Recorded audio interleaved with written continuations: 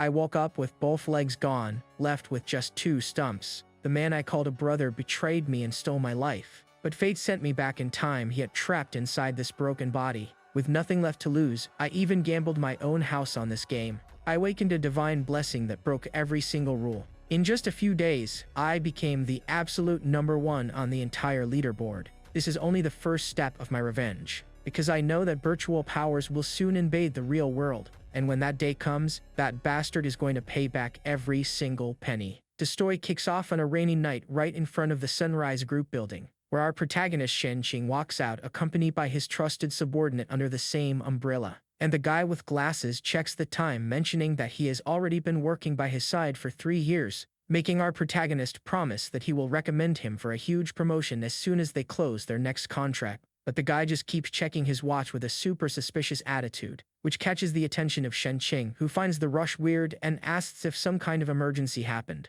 But the snake plays it off with a cynical grin, saying that their ride just arrived, when out of nowhere, a speeding van shows up, charging straight toward the two of them with its headlights locked right onto them. And before our protagonist can even process the danger, the bastard shoves his own boss right in front of the vehicle without hesitating, while the driver stomps hard on the gas, leaving Shenqing completely defenseless in the path of the crash, resulting in a brutal hit and run while the traitor just watches everything cold as ice, leaving our protagonist lying on the asphalt, bleeding out and unable to comprehend the betrayal from someone he saw as a brother, while the scumbag stares down at him with pure disgust, making it clear that he did all of that just to take his place in the company. A whole year goes by, and the city is now packed with ads for a new game called Divine Path, while Shenqing shows up isolated in a dark room bound to a wheelchair, taking off his virtual reality helmet, completely pissed off because he cannot get resources in the game without spending tons of money. But overcome with rage,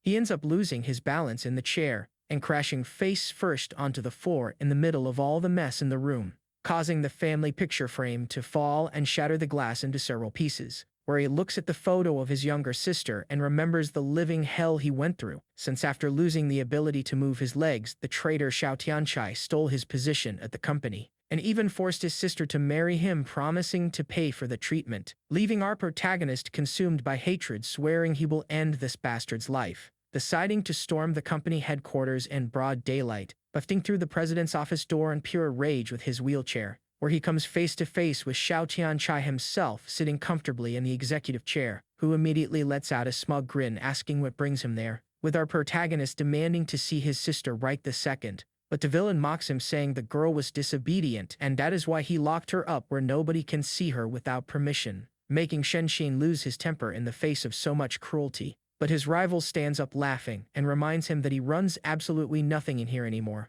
calling our protagonist a crippled piece of trash who has no right to open his mouth. Except Shenqing did not come empty-handed and pulls out a real grenade to blow everything to pieces, leaving the villain panicked the moment he sees the explosive in his hand. And without hesitating, our protagonist pulls the pin, tossing the explosive, triggering a massive blast that destroys the entire room, leaving Shenqing sprawled out among the rubble, coughing up blood and severely injured. But from the middle of the flames, Xiao Tianchai emerges completely unharmed, wrapped in a demonic armor covered in eyes, laughing like a maniac after realizing that the game Divine Path really did transfer virtual abilities straight into reality, and walking over to humiliate his former defenseless superior. The scumbag even steps on our protagonist's head and confesses that the hit and run from the past was ordered by him, making Shenqing scream in fury, swearing revenge even on the verge of death, until he draws his final breath, choking on his own blood. Right after that, his vision returns to the white ceiling of a hospital room,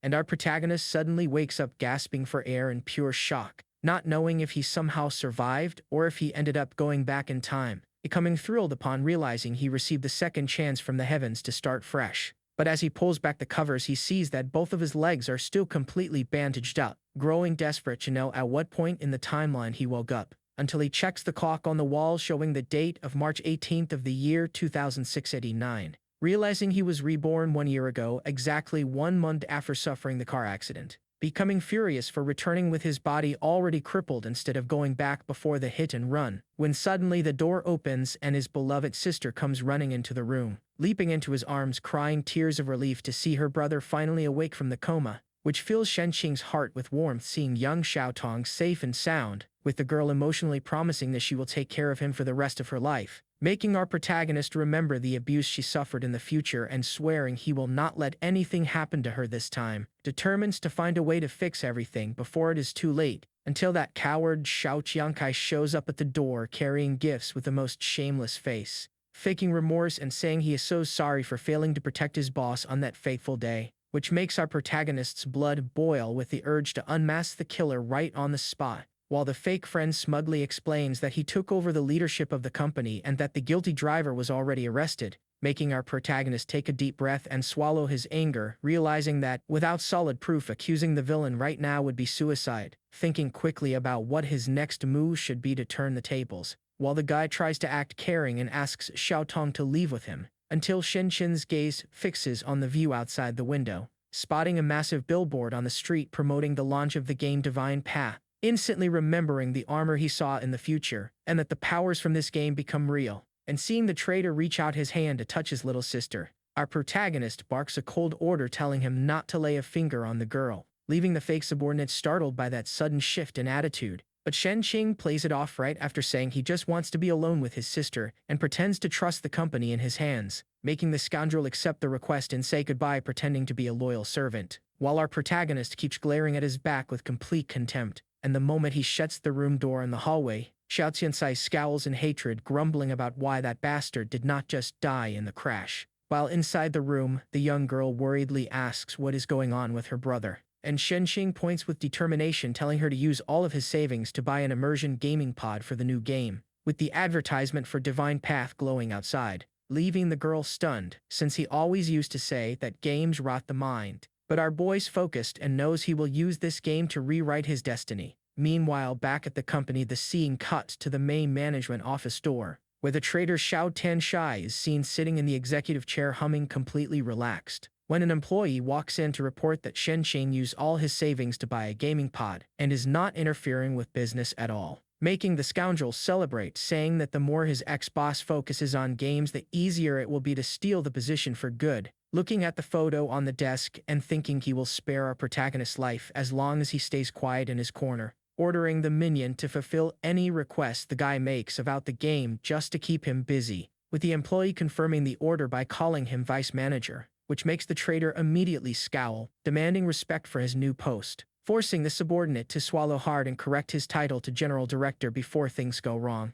Then, the scene cuts to the hospital, where our protagonist looks at the massive virtual reality pod installed in the room, knowing that today is the official premiere of Divine Path and that this model, limited to 100 units in the world, cost a fortune but is worth every single cent, remembering that virtual powers really do manifest in the real world even without understanding how this technology works, focused on using this privileged future information to get ahead of everyone before the game descends into reality, sitting in the device's seat and holding the helmet, thinking about settling scores with the traitor, putting on the visor determined to change history. The immersion system activates and a torrent of data connects his consciousness to the server, displaying the official welcome message to the world of Divine Path. And right away our protagonist stands up, feeling the wonderful sensation of walking freely again in his virtual body, until the interface prompts him to create his character, making Shen Qing choose the exact same nickname he used in his past life, named Zhao Juwanga, with the system confirming the player registration right after,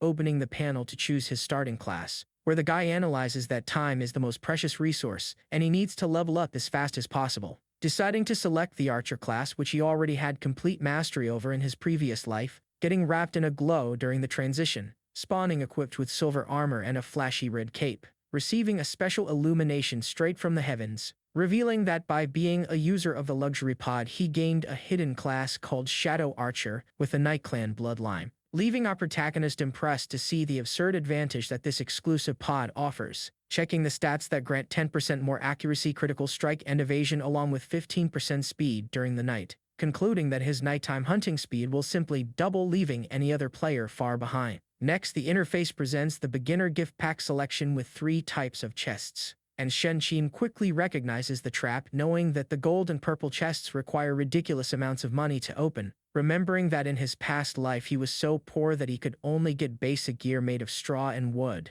precisely because the traitor had stolen all of his assets in real life. But this time, our protagonist decides to risk it all and offers his own house and company shares as collateral for the gold chest, making the system begin evaluation of his real-world wealth, with the guy tense knowing he gambled his very life on this move, until the interface confirms the mortgage of his assets and unlocks the golden chest, which opens in a bright flash, activating the lucky wheel to roll for the reward, with the wheels spinning at super high speed, while our boy watches every fraction of a second with massive anxiety, until the needle stops right on the mysterious evolution symbol, firing the golden beam directly down onto him, and activating something on his gauntlet, announcing that he has just awakened the god-tier talent called evolution, leaving Shen Chen thrilled as he beholds the power of this legendary blessing, discovering that the passive effect guarantees a 100% chance to increase any monster drop by 1 tier and a 5% chance to raise it by 2 tiers, even capable of breaking the game's maximum limit,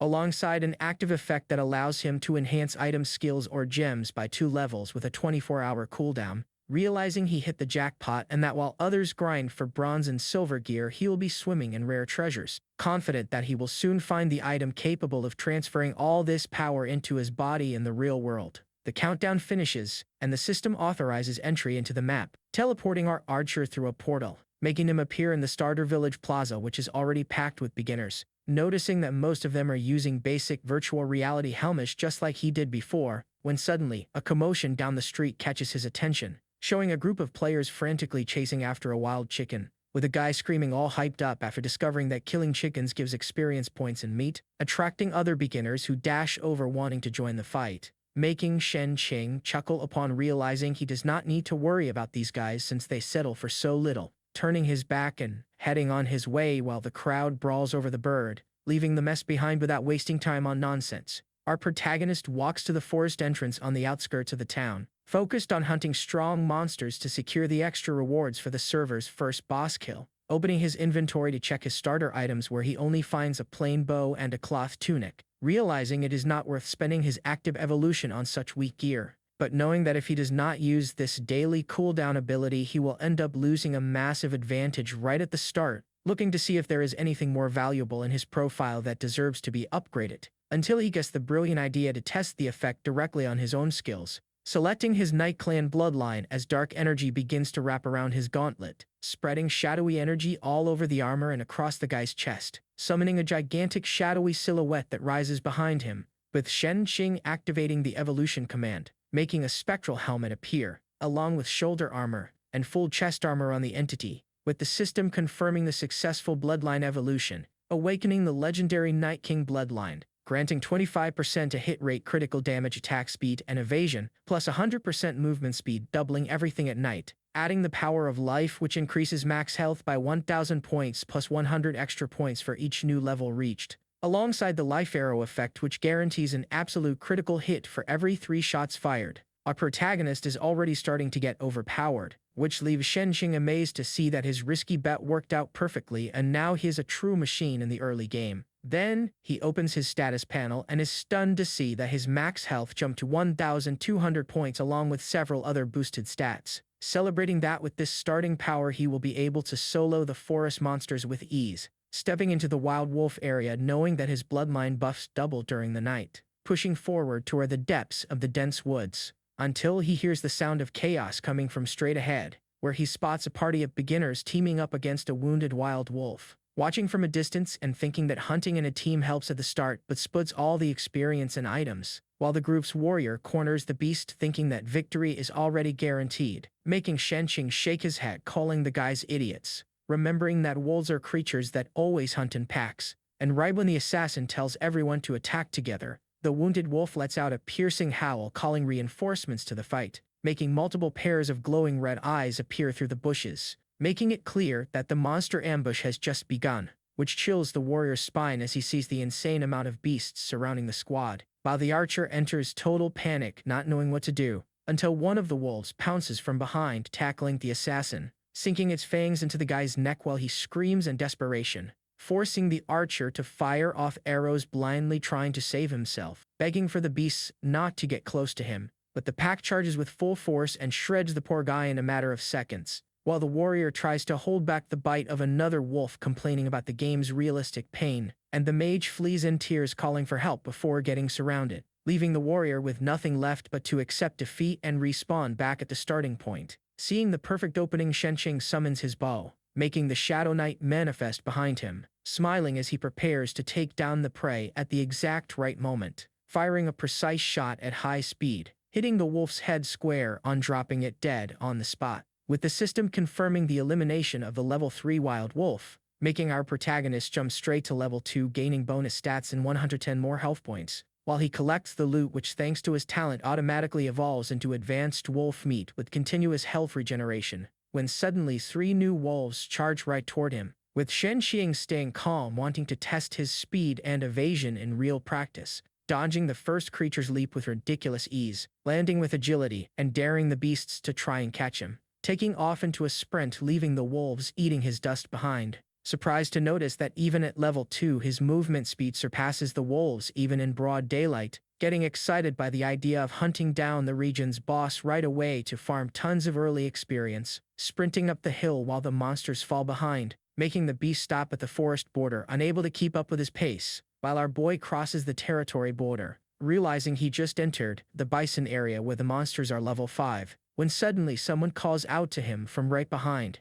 revealing a group of 3 players of levels 3 and 4, where the female archer asks if he wants to form a party, pointing toward the bison field and inviting our protagonist to farm the mobs together. But the obnoxious mage in the group complains, saying he does not want to carry a level 2 rookie who will only leech experience, making Shenqing wave off the offer, saying they can hunt in peace because he's heading to the next zone, leaving the trio's warrior outraged by the guy's audacity, while our protagonist keeps walking, stating that hunting bison gives no good returns and he prefers playing solo, with the warrior warning that the next zone is way too dangerous and asking if he does not know the death penalty in this game, explaining with a smirk that upon dying a player loses all their gold coins, suffers equipment damage, and even loses half of their experience bar, making Shenqing simply thank him for the heads up with the coldest attitude in the world, while the mage grumbles to just let the guy die if he wants, with our protagonist saying goodbye to the trio while the girl still tries to call him back, walking alone toward the Forbidden Valley without looking back. The scene moves to the dangerous venomous snake zone filled with cliffs and skulls all over the ground, where Shenqing arrives carefully scanning his surroundings, knowing very well that the beginner zone boss is hidden right there, until a colossal venomous python with blue scales and red horns slithers out from the rocks, with our protagonist activating tactical vision, remembering that the creature's weak spot is right behind its neck, revealing the stats of the level 10 spotted python with 800 health points, while Shenqing notices he has 1,310 health thanks to his blood mine buffs, making him way tankier than the boss itself, taking a battle stance as the serpent lunges forward with wide-open jaws, leaping high into the air to dodge the attack since he has all the monster's attack patterns memorized from his past life, pulling the bowstring in mid-air, confident in his superior speed, firing a volley of arrows straight at the back of the monster's neck, hitting the creature square on and dealing 26 points of damage, grumbling that his bloodline grants almost every possible buff except for an increase in raw attack power, when the serpent whips its body around furiously trying to strike the boy in mid-air with its tail, making Shenqing spin masterfully mid-air, dodging the hit to keep attacking from a distance, firing another projectile at the boss's tail, using the rock wall to maneuver, landing another deadly shot right on the reptile's head, taunting the monster to see if its tail is faster than the speed of his arrows, until the creature raises its tail in defense to block the incoming shots, opening its mouth and gathering a massive venom sphere to counterattack. Then it spews a massive blast of venomous gas, creating a thick toxic cloud all around our protagonist, making Shenqing cover his face as he recognizes the monster's corrosive ability, with a system warning that he has been poisoned and started losing health continuously, taking 10 points of damage every second while leaping backward trying to back away from the smoke, quickly calculating that he would die in just 2.5 minutes if he were a regular player without bonus health, while the boss towers over the rocks waiting for its prey to succumb to the venom. But the life arrow passive activates, guaranteeing a 100% critical strike on his next shot. He fires the arrow in a straight line,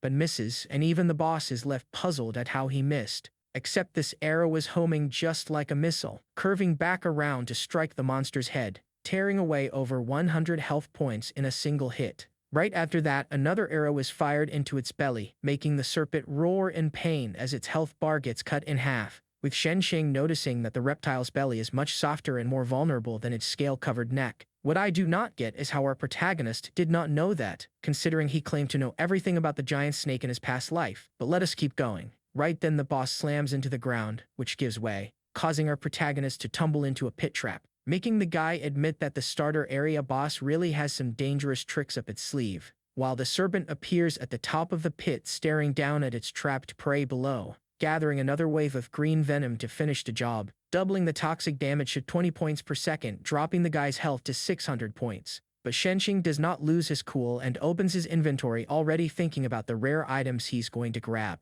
pulling out the advanced wolf meat he saved earlier, activating the item consumption right away, scarfing down the food to gain 20 points of healing per second and 10% speed for 20 seconds, leaping along the crater walls at high speed as he completely cancels out the poison health loss, bursting out of the pit to take advantage of every second of the speed bonus, drawing his bowstring to eliminate the monster as fast as possible, landing another shot that strips 50 health points from the boss, making the reptiles squirm in desperation trying to retreat into the rocks, with Shenxing laughing at the creature's pointless escape attempt, firing off a volley of consecutive arrows, landing multiple critical strikes that splatter blood across the gorge, and aiming straight at the exposed weak spot, letting loose a final shot dealing 300 damage that completely shatters the serpent's head, making it crash to the ground and instantly cleansing the poison effect. The system plays a triumphant alert congratulating the player on securing the first boss kill of the entire server, entering the glory rankings, and asks if he wishes to hide his name on the global announcement,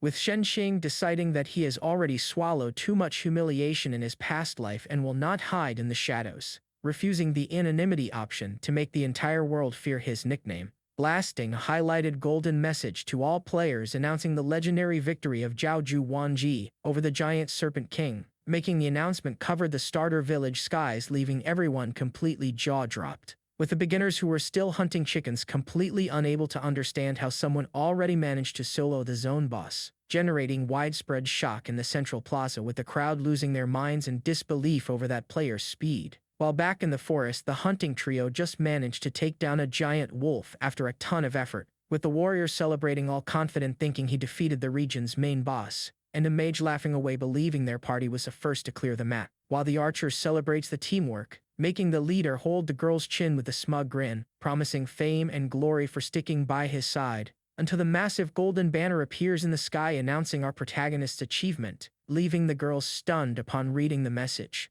while the warrior completely breaks down, unable to understand how someone stronger than them exists, playing completely solo. And the mage stands there looking dumbfounded, wondering who on earth this Zhaoju Wanji even is. Back at the gorge, the interface awards 50% more experience for defeating a higher level monster, along with 1,000 reputation points, a silver chest, and tons of gold, making our protagonist jump 5 levels straight, reaching level 7, and he celebrates that risking it all was totally worth it. Our protagonist is now a level 7 archer. With that, the interface highlights 3 floating blue crystals, explaining that they are crystal coins, a rare and extinct currency used to buy unknown items from in-game characters or massively increase affinity with them, making Shenxing examine the precious stones with curiosity, remembering that in his past life he only ever heard about these coins, but had never seen one up close, knowing they will be super useful, turning his attention back to the mountain of gold in the silver chest left behind by the boss, reaching out his hand to gather all the loot, stashing all the rewards directly into his inventory, revealing the stats of the silver tier silver serpent sword, which requires level 7 and adds poison damage to attacks. But our archer is bummed that it is not a bow and decides he will sell the weapon to make a nice chunk of cash. Checking next, the silver tier green scale armor for level 10, which grants defense health and a 300-point shield at the start of combat. Getting hyped because it is a vastly superior version compared to the common armor he used to know. Realizing the passive shield is amazing, but feeling disappointed that he needs to reach level 10 to actually equip it, noticing that his luck was not quite perfect since no class-exclusive item dropped for him. Putting his hand to his head, let down that he did not get an immediate power spike after soloing the boss, until he remembers that he still has the silver treasure chest left to open, summoning the glowing chest in midair right in front of him, ordering the system to open the container, praying it does not drop trash for another class. He gets super anxious as the chest begins to open, revealing a skill book for the archer class,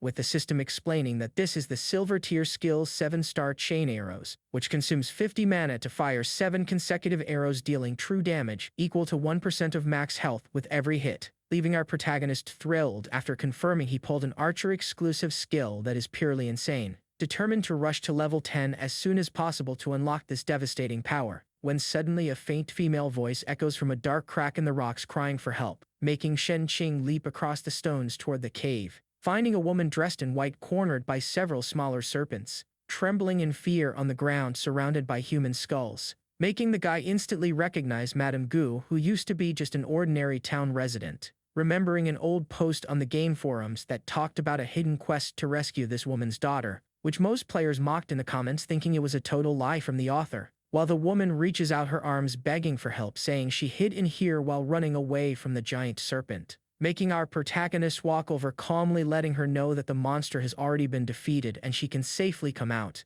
But the lady mentions that she hurt her foot and asks him to carry her outside, with Shen Qing taking a few steps toward her, picking the woman up in his arms with total ease, and man, she is gorgeous. What a lucky main character, leaping out of the crevice carrying her in his arms, setting the lady down safely on the ground, receiving 10 affinity points while she thanks him with an absolutely enchanted look, holding out 2 silver coins as payment for the rescue, and, man, check out those legs. And even though 2 silver coins are a small fortune this early in the game, Shen Qing remembers the guide's tip perfectly, which said to refuse the cash reward, pushing her hand away saying he does not need anything because he just genuinely likes helping people out, earning another 10 affinity points, and making the woman praise the kindness in his heart, taking the chance to ask if the noble young man could do her one more favor, with Shen Qing smiling with satisfaction confirming he will help with whatever she needs, listening as she reveals in anguish that her daughter went missing along the way, making the hidden quest notification "Find Madame Gu's daughter" pop up on his screen, leaving our protagonist pleasantly surprised and thrilled to confirm that the forum legend was 100% real, assuring her with complete confidence that he will bring the girl back safe and sound, while the mother explains that the girl got distracted following the spirit rabbit on the way to town and vanished from sight. Guys, this woman is making it hard for me to focus. She explains that she searched the entire Snake Cape but found no trace of her daughter, making the protagonist think over whether these are all the details she has to offer, remembering that the post only mentioned the secret area was south of the Snake Valley without giving exact coordinates. But since he spent so much time exploring the starter region in his past life, he knows this map like the back of his hand, deducing from the map that out of the 3 places where these rabbits spawn to the south, the only possible path is the Demon Spider Cave, celebrating the discovery, super hyped, saying he is setting out right this second, ticking off at high-speed roadrunner style, while the woman reaches out desperately shouting that she has not even shown him what the girl looks like and asks him to come home with her to see a picture. But our boy keeps running, laughing at the whole thing, knowing full well he would never forget that brat's face, remembering his past life with a mix of fondness and mockery whenever he turned in quests to her mother, where the spoiled little girl would always show up pulling her eyelid down and sticking her tongue out to mock him for never being able to leave the starter village. The map shows our protagonist advancing through the forest toward an isolated area, with Shen Qing running between the trees knowing he needs to find the corrupted village to reach the cave, spotting several spirit rabbits along the way confirming he is on the right track, until he reaches the ruins of an abandoned village right around late afternoon, observing the destroyed houses completely covered in spiderwebs scattered everywhere, smiling with satisfaction for locating the exact quest spot, without noticing that a zombie villager is watching him from atop a roof, while our boy casually walks toward an old stone well in the center of town, looking down into the dark bottom, remembering that the Demon Spider Cave is right underneath, when suddenly the zombie leaps from behind swinging a pickaxe right at his head,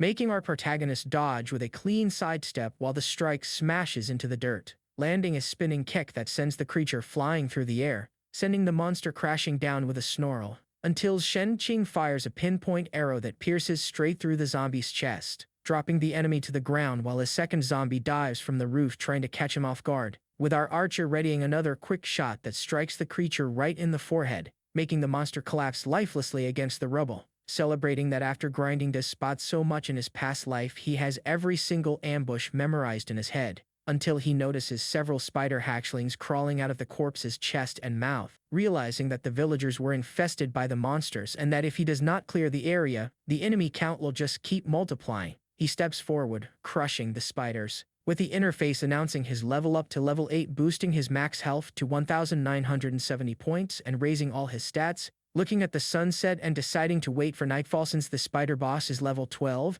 and the darkness will activate all of his bonuses, letting 2 hours pass by, activating the Night effects of the Night King bloodline, which grant 50% more accuracy, attack speed, and critical strike, plus 200% movement speed and night vision, with our protagonist smiling with confidence, ready to make his move, diving headfirst into the dark well toward the underground, reaching the bottom in no time. Then he pushes forward through the web-covered tunnels, taking advantage of his night vision, which completely removes any need for a torch. Walking past several warrior skeletons stuck to the walls being devoured by insects, feeling that familiar creepy chill that this sinister place always gives off, until 3 massive demon spiders drop down from the ceiling, blocking his path. Readying his bow and knowing that these spiders burst with corrosive poison on death and inflict a weakening debuff if they touch him, firing off a rapid volley of arrows to take out the creatures before they can even get close, landing the magic shots with pinpoint accuracy, pinning the monster's legs to the walls, laughing at how easy the fight is while moving forward, until the interface flashes a red warning of imminent danger at the entrance of the main chamber, with our boy smiling, knowing full well that the bigger the danger, the greater the reward waiting for him, stepping into the cavern floor covered by a sea of purple spider eggs, when he hears a desperate voice crying for help from high up near the ceiling, spotting Madame Gu's daughter completely wrapped inside a web cocoon among several other bodies, recognizing the girl right away and giving a mocking smirk, asking who the noob is now, making the girl cry tears of emotion, thinking the guy came as a hero to rescue her. But Shenqing teases her with a straight face, saying he was just passing by to see if she was still going to call him a noob, and that he has no intention of saving anyone. Man, our protagonist is kind of dense. She does not even remember him since he went back in time, leaving the brat in full panic, begging not to become monster food, with our protagonist asking if she is still going to talk to him without respect, making the girl scream out promises that she will do whatever he asks and that he will be her favorite big brother. But right after she knits her brows, confused, not understanding where this whole disrespect thing came from, since she had never seen him before. See, even she thought the exact same thing I said, until Shenqing draws back his bowstring, closing the deal with the brat, when a massive shadow with multiple red eyes emerges, crawling on the ceiling behind the cocoon, revealing the level 15 demon spider queen with a 1300 health belonging to a special quest, catching our protagonist off guard since in his memory the original boss was only level 12, quickly concluding that accepting the hidden quest spawned a special and unknown boss variant whose skills he knows nothing about, but he wants to prove to the girl that he is no weak rookie, while the Spider Queen spits out a high-speed web spear right in his direction, making the girl scream in terror from the cocoon, asking why on earth a level 8 player came to mess with a level 15 monster instead of leveling up outside, with Shenqing leaping into the air at high speed, telling her not to underestimate him since his bloodline night buffs easily make up for any level gap,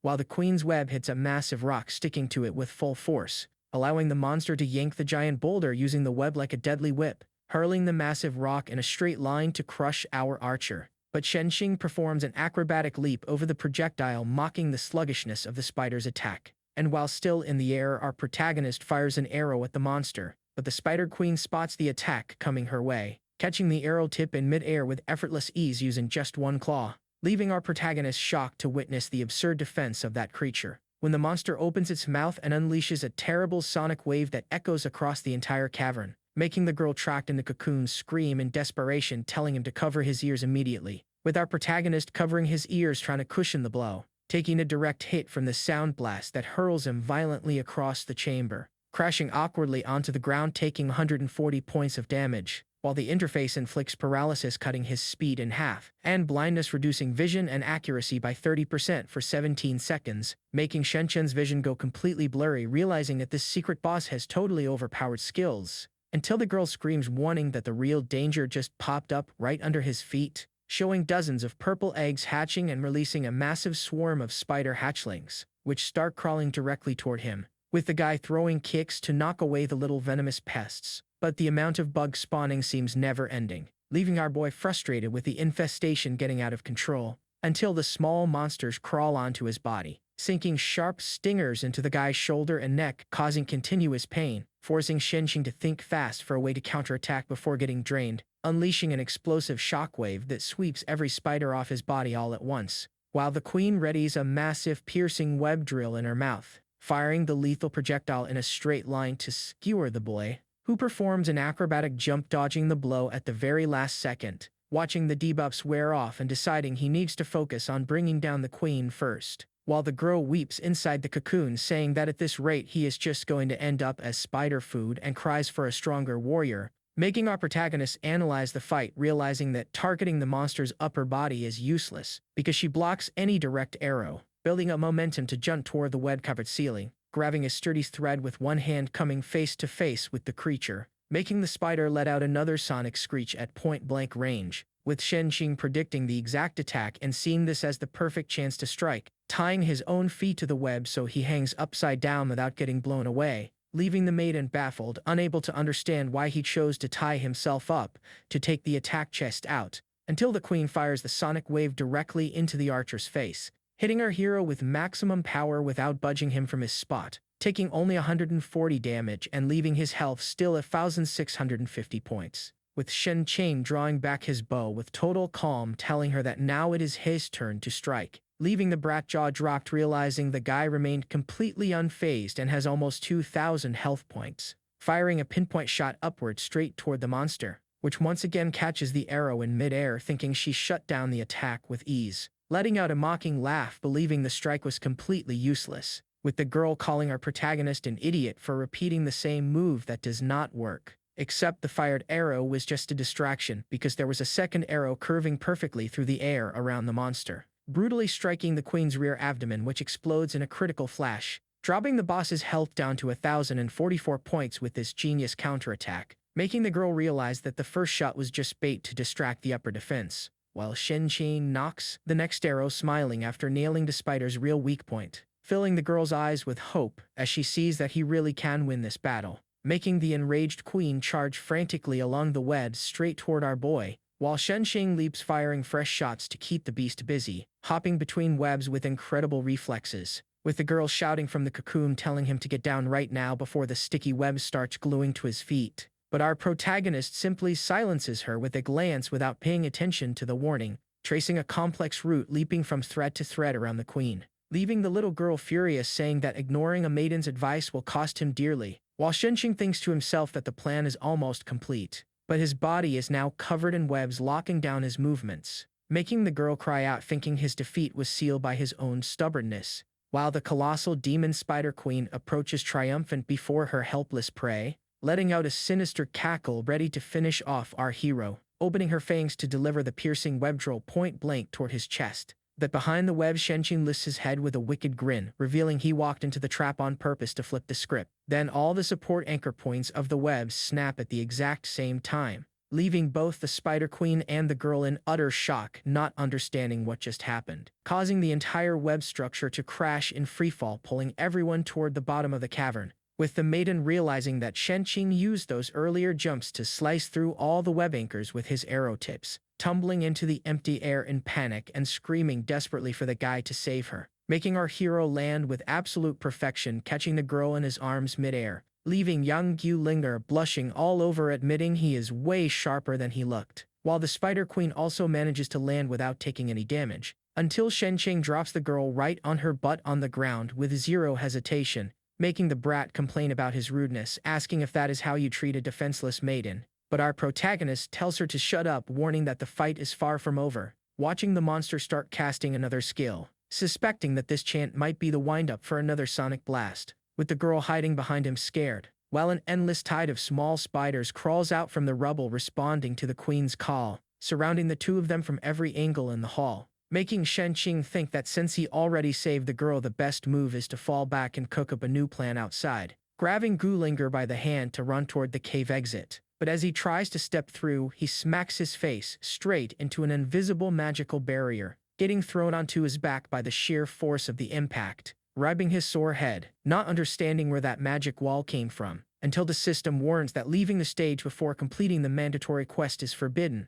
leaving our archer outraged for not being warned about this rule earlier, while the girl laughs in his face, telling him that now he either kills the queen or they both die right here, making Shenqing shoot back that if he goes down, she will become spider food too, with the brat mockingly saying that in the worst case, she will just wait for another hero to show up and promises to give her most precious item as a reward to whoever saves her, making our protagonist's eyes go wide, remembering Guidlinger's treasure chest, which is famous for dropping legendary gear and abilities, puffing his chest with a smug grin, declaring that this great hero is standing right here, while the girl falls into despair seeing the sea of venomous spiders closing in on them, making Shin scan the ground and notice that all those webs he sliced earlier are piled up all around. Getting a brilliant idea to flip the situation in his favor, grabbing a handful of dry threads from the floor, wrapping the web fibers tightly around the tip of his arrow. When the girl screams for help right behind him after getting blindsided, taking 15 damage with every bite and having her health drop to 470 points,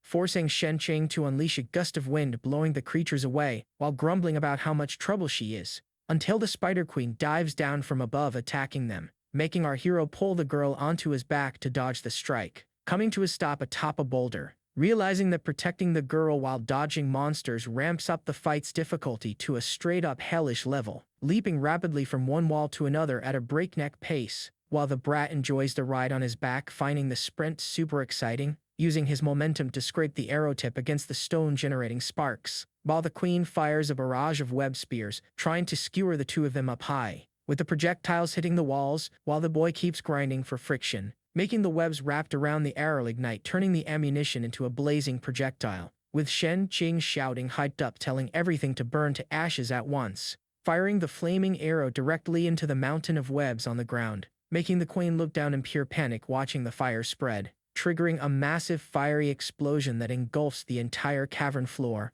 creating a wall of flames that instantly burns and crisps thousands of tiny spiders, trapping the Spider Queen herself in a raging sea of fire, with our protagonist smiling victoriously as his trap works to perfection, leaving Linger completely jaw-dropped, praising the guy's cold composure and style, while the monster thrashes in pain with its body roasting in the flames, shooting a web strand upward, escaping the inferno. But Shenxing leaps off the wall in hot pursuit, warning her that she is not running anywhere, slicing the silk thread with his arrow in midair, leaving the creature in shock, cocking his fist, and landing a clean punch right in the monster's snout, sending the Spider Queen crashing right back down into the heart of the fire. The interface shows Shenxing diving into the flames with 1,650 health, while the Spider Queen still has 963 points left, dropping from above with a brutal slam right onto the creature's chest, landing on top of the monster's body right in the middle of the flames, making the queen let out a deafening shriek of pain, with our protagonist laughing, telling her to stop screaming so they can see which one of them roasts faster. He tries to throw another punch, but gets blocked, having his left hand grabbed by the boss, so he uses his other hand, though once again the boss grabs his other hand, while the queen keeps cackling like a maniac, locking down the brawl inside the blaze. Looks like she wants to take him down with her, leaving Shenxing irritated, asking what the hell she is laughing about, delivering a hard headbutt right into the creature, leaving the spider completely stunned, letting go of him right after. So our protagonist readies another attack, smashing his bow across the Spider Queen, starting a frantic combo strikes against the boss right inside the fire, leaving Linger completely stunned, seeing an archer throwing hands in melee against a boss, until the interface alerts that continuous burn damage dropped our hero's health down to 850 points, while the Spider Queen's health plunges down to just 223 points, making the monster shoot out a burst of webs, which wrap around him at high speed, trapping our boy inside a cocoon, leaving him unable to move, collapsing onto the ground, crying out in pain as the fire eats through the silk layer wrapping his body, getting completely engulfed by the blazing inferno of the cave, while the queen rises up victorious, believing she finally took down the intruder, making the girl cover her mouth in tears, thinking her hero just died, when suddenly our protagonist thrusts at his hand, grabbing the spider's leg, catching the creature completely by surprise, with Shenxing warning that she is not getting away since the fire just burned off every single web holding him, leaving only 426 health points on his bar, filling Linger's eyes with relief seeing the guy still alive, while the queen thrashes desperately trying to break free, until our protagonist grabs an arrow and drives it straight into the spider's back, completely wiping out the Spider Queen's health bar, with the system confirming victory and boosting our protagonist straight to level 12, leaving him with 360 health while still under the burn effect, leaping out of the flames in a single bound, landing on the stone platform where Linger runs over asking if he is okay, while the burn effect finally fades out, stabilizing his health at 144 points, with Shenxing letting out a relieved sigh after cutting it so close to the edge, leaving the girl completely flabbergasted, unable to believe he actually managed to solo the monster, receiving a gentle head pat from our protagonist, who jokes saying that a hero never fails, making the brat blush bright red from the affection, while a glittering pile of gold gear and chests appears in the middle of the hall, with Shenxing smiling eagerly looking forward to high-tier rewards, activating the magic command to gather all the loot at once, pulling all the golden items straight into his inventory, with the system activating his passive evolution turning 12 silver coins into 12 gold coins granting 4 crystal coins, and evolving the armor-piercing bow from bronze to silver, making the guy celebrate that he's rich, remembering that in his past life it took an entire month to scrape together 10 gold coins, and now he did it in a single day, which leaves Gulinger confused asking what on earth this past life story is about, forcing Shenxing to brush it off with an awkward laugh saying he was talking about an old game.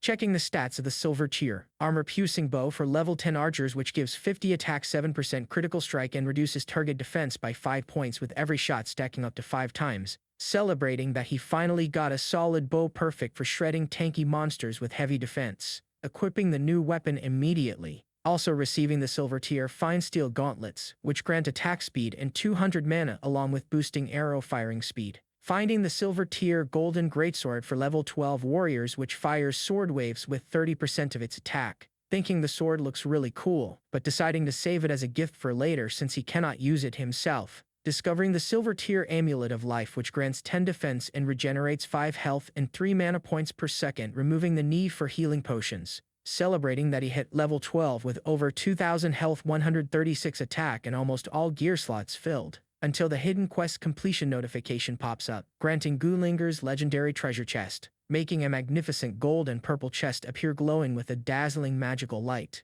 while the little girl hands over the prize with a proud pout saying that whatever comes out now depends purely on his own luck. Our protagonist wastes no time and gets ready to open the legendary chest all hyped up, shooting a magnificent pillar of blue light that pierces through the cavern ceiling, revealing a brand new skill. This is the epic grade skill Phantom which consumes 50 mana to summon a clone that fights for 30 seconds, inheriting 40% attack power and replicating all skills simultaneously, leaving Shenxing shocked after checking out the power's description, reading carefully that the clone copies every single spell he casts, realizing this means basically doubling his attack damage in any fight, absorbing the orb immediately celebrating the insane potential of this skill for the future, while Gulinker crosses her arms with a pout telling him not to get so excited, explaining that items in this world are ranked from black iron to bronze, silver, gold, epic, and legendary, and that her chest only gave rewards of gold tier and above, with the system confirming he learned the Phantom skill at level 1, making the guy smile saying that epic grade is more than enough because real power depends on the user, with the brat laughing sarcastically calling our hero a narcissist,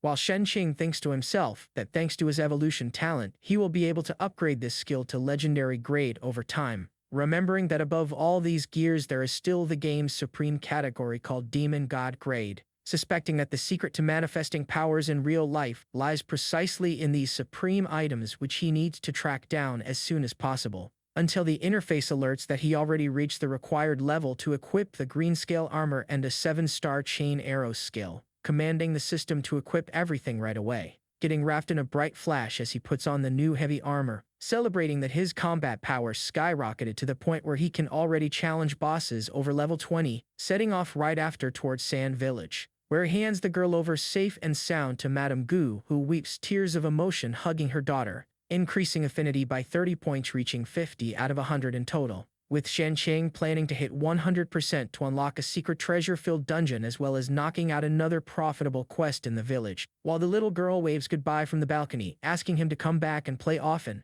until the guy hears a female voice echoing in the background calling out his name, cutting back to reality where his sister Xiao Tong stands with arms crossed in the hospital, warning that he spent 10 straight hours playing, ordering her brother to shut down the machine right now and eat something, making Shenxing take off his helmet with a sigh, knowing he cannot let his sister worry, getting reeled over in his chair to the table where a lunchbox is waiting for him, with the girl giving him a sweet scolding saying the skipping meals will completely ruin his health, making our protagonist laugh, promising he will take better care of himself, until he pops open the lunchbox and comes face to face with white rice next to 3 portions of completely charred black mush, breaking into a cold sweat as he asks with a nervous smile if she cooked all of that herself, with the girl cheerfully confirming that she spent the whole afternoon in the kitchen preparing something super nutritious, forcing Shen Qin to put a bite into his mouth, feeling his soul leave his body as he realizes the food is salty to an inedible degree, while his little sister leans in full of anticipation asking how the dish turned out,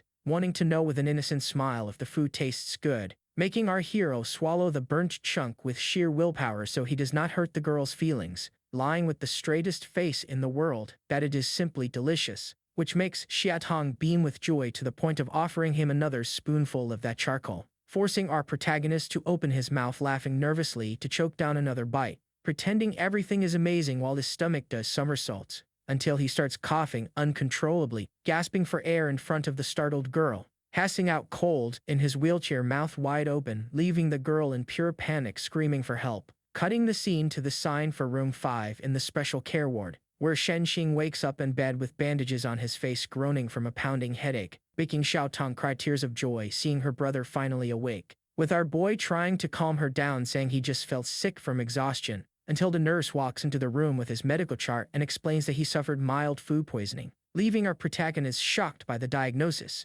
making his sister cry out of guilt, thinking she nearly poisoned her own brother while trying to help him, with Shenxing getting suspicious right away and asking who bought those ingredients, hearing the girl reveal that all the groceries were sent as a gift by Xiao Tanshai, making our protagonist blood boil with rage realizing that the scumbag tried to kill him using a cowardly method, while the nurse explains that the food did not contain outright poison, but had complex ingredients that become toxic if not prepared properly, making it crystal clear to Shenxing that the traitor took advantage of the girl's lack of cooking skills to stage a death that would look like a simple home accident, making our protagonist tell his sister to throw anything that comes from that bastard straight into the trash, with the girl tearfully agreeing that she will never accept anything from that fake friend again, while Shenxing puts on a dead serious look, swearing that the real war between the two of them has just begun. Then his little sister mentions that she needs to head to college for some student club activities, making the protagonist gently pat her head telling her to take it easy, with the young girl excitedly promising that she will stop by the market in the afternoon to cook for him again,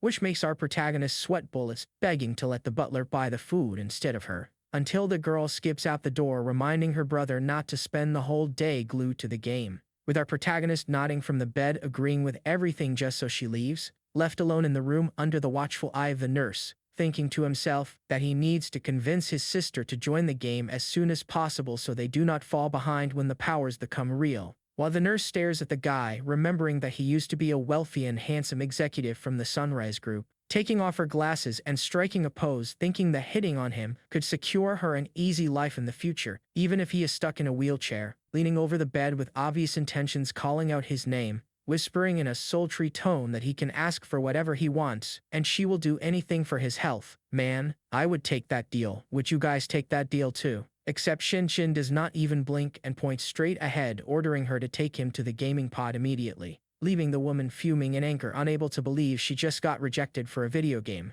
while our boy settles into the high-tech virtual reality capsule, putting on the helmet to log into the server, spawning back into the game world, noticing that the city's main street is even more crowded than before, when the system notifies that the number of active players has already passed 300,000 users, remembering that with cheap visors hitting the market the community will explode past 100 million in just a month, forcing him to speed up his grind, opening up his stat screen to check his current gear, looking at the armor-piercing bow, the green scale armor, the steel gauntlets, the amulet of life, 13 gold coins and 7 crystal coins, planning to pick up the Sand Village Guardian quest from the village chief to farm level 20 sandworms, knowing he needs a special item beforehand, strolling to the busy plaza drawing stares from other beginners, walking into the village's official equipment shop, stepping up to the counter where a chubby merchant is waiting for him, with the seller adjusting his monocle asking how he can help his noble customer, while Shenxing scans his eyes across the wooden walls of the shop, checking out rows of basic iron and bronze armors and helmets on display, knowing that, since the server just launched, merchants hide their rare gold items in the back, getting straight to the point demanding the shopkeeper show him the supreme treasure stored in the shop, with the seller winking saying he only carries those simple goods, offering a friendly discount, thinking smugly to himself that he does have treasure but doubts this rookie has the cash to afford it. Except Shenxing slams his iron gauntlet down hard on the counter, placing a glowing crystal coin on the table, asking if that is enough, while the system notifies that each crystal coin is worth 5 gold coins and drastically boosts NPC affinity, making the merchant's eyes sparkle with 70 bonus affinity points, ordering his assistant to open the secret door right away, opening up a hidden passage tucked behind the armor rack, with the shopkeeper leading our protagonist inside, bowing low with shameless flattery, revealing a dazzling arsenal of gold-plated armors, swords, and bows, explaining all excited that these pieces were only supposed to go on sale after 30 days on the server, but he will make an exclusive exception for him, until Shenxing's sharp gaze locks onto a special pedestal in the back of the room, finding the magnificent gold-tier white tiger mask costing 6 crystal coins, pointing his finger announcing that he is buying that mask without a second thought. Stepping out of the shop with only 1 crystal coin left, catching everyone's eye on the street wearing the mask, turning on the visor's hidden mode, thinking that even though it was expensive, a gold tier item this early gives an insane advantage, checking that the white tiger mask grants 15 defense, 15 strength, 15 spirit, and the tiger form skill which hides his identity and inflicts terrifying intimidation on lower level targets. Celebrating that raiding the worm dungeon will be a breeze, remembering that players usually only get gold items near level 40, while a warrior with a pointed helmet whispers in shock, noticing the insane design of the mask, with his blonde buddy shouting that the shiny item is clearly gold grade, leaving a female mage in disbelief, unable to understand how someone already has gold gear this early, accusing the guy of hacking, until a heavy hand lands hard on our protagonist's shoulder, stopping him in his tracks, revealing a giant shirtless brute in spiked armor, telling our protagonist to slow down, with Shenxing turning his masked face around ice cold, asking what he wants, hearing the big guy compliment his gear with a greedy grin, asking to borrow everything, revealing 2 armed cronies with a bow and daggers surrounding our hero from behind, making Shenxing calmly ask why on earth he should lend his items, demanding a good reason, with the bully leader scoffing that nobody gets gear that strong on day 1 without being a rich spoiled idiot or a cheater, raising his clenched fist, threatening to report our boy unless he hands over the equipment peacefully, making our protagonist flash a sharp grin, asking if they really think they can rob him. The giant leader lets out a mocking laugh, thinking it is great the kid already understands the situation, while the hooded assassin and the archer shamelessly confirm that they are indeed here to rob him, drawing a crowd of curious onlookers in the street to watch the ambush against our protagonist, with surrounding players cheering on the bully and wanting to see the alleged cheater get beat down, making Shenxing realize that the game is just like real life, where someone else's success always attracts cheap jealousy, while the brute bellows, threatening to send the kid back to the spawn point to kill him repeatedly every time he steps outside the village, making our protagonist activate his magic eye circle to inspect the stats of that arrogant little squad, discovering that the assassin is at level 6, the one-eyed archer is at level 5, and the brute leader just reached level 8, finding it amusing to realize that for an ordinary player, reaching level 8 on day 1 is something to brag about, but it depends on who they are picking a fight with, putting the white tiger mask back on, ready to test his new power, making the enemy archer draw his bowstring, saying the rookie has no idea who he is messing with, while the warrior leaps forward, raising his fists to start the joint assault, with the assassin dashing in to strike, appearing in the blink of an eye right behind our hero's back, creating a synchronized triple offensive, cornering Shenxing from above, behind, and in front, with the assassin convinced he found a perfect opening in his guard, and the brute shouting mid-air that dodging this blow is impossible, while the archer aims for his head, promising to pop the kid's skull in a single shot, except our boy activates the Tiger Roar skill from the white tiger mask, manifesting the spirit of a gigantic tiger roaring right behind our archer, unleashing a deafening 360-degree shockwave that sends all 3 attackers and the entire crowd flying through the air, making the brute crash face first into the dirt, coughing up blood and clutching his chest, falling into absolute shock, seeing his attack brushed off like it was nothing, while the assassin drops unconscious in the dust with blood dripping from his mouth, and the surrounding players clutch their heads, dazed by the crushing pressure of that aura, until Shenxing walks over slowly, stopping right in front of the defeated bully, letting them know his name is Zhaoju Wanjie, and they can try their luck whenever they want, leaving the 3 on the ground humiliated while mentioning that killing losers like them would just be a waste of time. Suddenly, several magical fireworks burst across the sky, catching the attention of everyone in the city, making the crowd look up to find out that this is the weekly power ranking announcement for Divine Path, with veterans commenting that only the biggest monsters on the server can get their names on that elite list, until a golden scroll unfurls in the sky, revealing Zhaoju Wanjie in absolute first place at level 12 with the Phantom Hunter class, while second place is only at level 9, turning the brute and his lackeys pale with terror as they realize they just tried to mug the server's #1 player.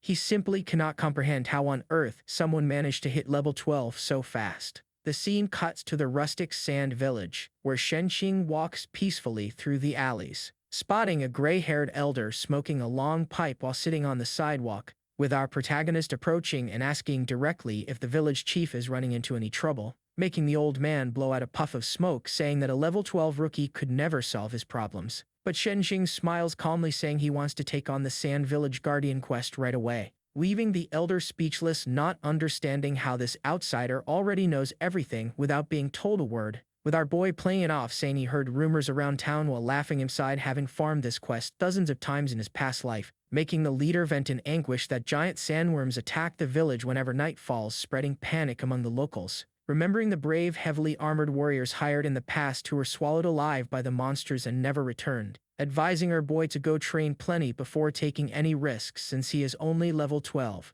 Except our protagonist puts on the white tiger mask, asking if the old man recognizes this type of gear, making the elder's eyes nearly pop out, recognizing a legendary gold tier item on the face of a beginner, with our hero puffing his chest, saying that a warrior's level does not matter when you have real power. But the village chief crosses his arms, gesturing that regardless of items, the rules strictly require level 20 to unlock the job, thumping his chest with pride, claiming he only became village chief because he is a man of unshakable principles, until Shenxing extends his open palm, offering a glittering crystal coin right in the old man's face, leaving the elder looking dumbfounded, frozen before that ultra-rare gemstone, quickly hiding the coin behind his back while coughing, pretending he never accepted a bribe, gaining 50 affinity points on the spot and cracking a toothless grin from ear to ear, saying he always knew the young man was capable. Having the interface confirm the official unlock of the Sand Village Guardian quest, while the elder still advises the young man to form a party with other fighters since there are many worms in the desert,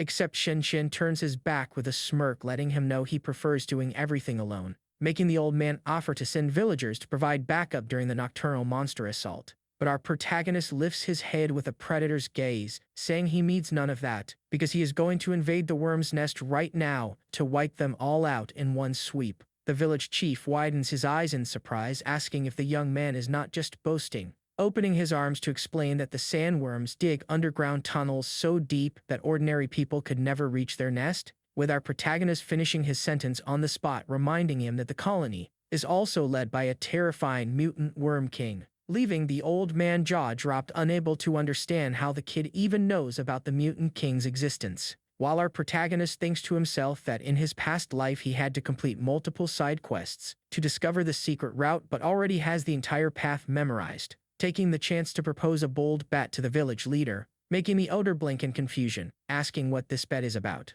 with our archer pointing his finger, saying that if he tracks down the nest and slays the Worm King to save the village, he wants a special reward in return, making the chief agree on the spot, promising to grant any request if the young man truly saves the village like a hero, until Shenxing smirks mischievously and demands the legendary Royal City Pass as his prize, leaving the old man standing there, mouth wide open, wondering how this outsider knows he possesses that secret document, thinking in panic that the pass is an essential item to access the next region that should only be unlocked after level 25, scratching his beard, hesitating, saying he will accept any other condition except handing over that exclusive pass. Except Shenxing leans into the old man's ear, whispering that he knows it was him who stole and hid the neighbor's underwear, whistling with pure cheek, reminding him that if this secret gets out, the chief's reputation goes straight down the drain, throwing the elder into full panic, screaming that it is a lie while wondering in shock how the kid found that out, with our protagonist sealing the deal, demanding the pass as soon as he takes down the monster boss, forcing the old man to accept the bet with his mouth shut, grumbling for the kid to keep quiet and stop spouting nonsense around town,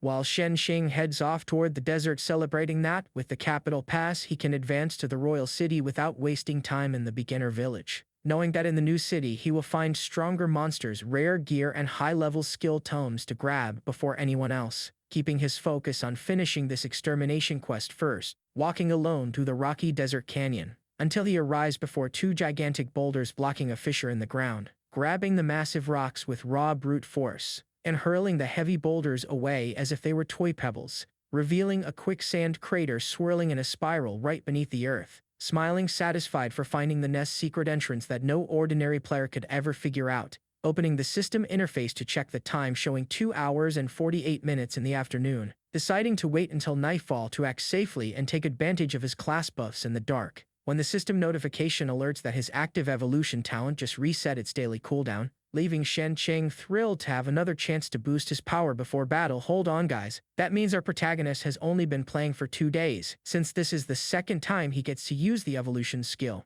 Thinking about which skill he should upgrade this time, and whether the Night King bloodline can reach an even higher tier. Placing his hand over his chest to try evolving his bloodline once more, but the interface warns that the evolution failed because each item skill or bloodline can only be actively upgraded once, making our boy scratch the back of his neck with an awkward laugh, complaining that the system could have warned him about that rule earlier, deciding instead to test the 2 new spells he just unlocked, before choosing which one will receive the upgrade, activating the command to conjure his shadow clone, making the clone manifest right beside him, looking completely identical to him with the same armor and red cape, commanding the copy to draw its bow and fire at a bird flying high in the sky, with the clone drawing the weapon and aiming at the bird with surgical precision, firing an arrow at high speed, striking the target dead on and dropping the bird out of the air instantly, leaving Shen Qing impressed by the clone's fast response, thinking about how to control it mentally, ordering the copy next to use 7-star chain arrows against a boulder on the hill, making the clone pull back the string, readying 7 arrows at the same time,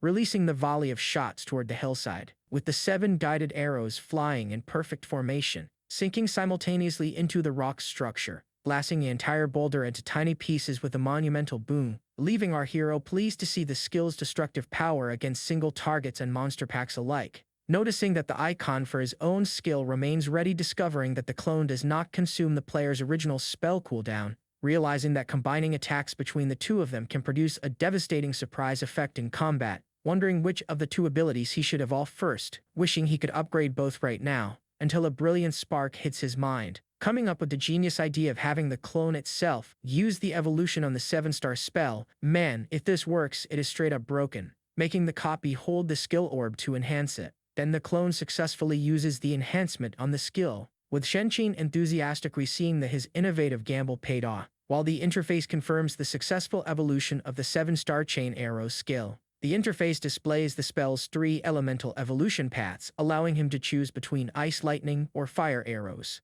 making Shen Qing celebrate that using the clone to evolve the skill really worked, granting an extra upgrade, carefully analyzing the 3 available magical variations, remembering that the Sandworm King has total immunity against fire and electricity, making the ice attribute its only effective weakness. Plus, the freezing effect slows and immobilizes enemies, providing the perfect crowd control for an archer fighting from a distance, while the duration of his spectral clone runs out and the copy dissolves into magical runes across the ground, making our hero tap the screen selecting the freezing 7-star arrows, revealing that the gold tier spell deals true damage equal to 1% of max health, reduces speed by 7%, applies 45 continuous damage for 8 seconds, and freezes small enemies for 2 seconds. Celebrating that on top of massive damage, he gains spectacular crowd control even with a slightly long cooldown, remembering that his own daily evolution cooldown is still ready to go, deciding to use this active enhancement directly on his phantom clone spell, channeling a torrent of mystic energy over the summoning orb,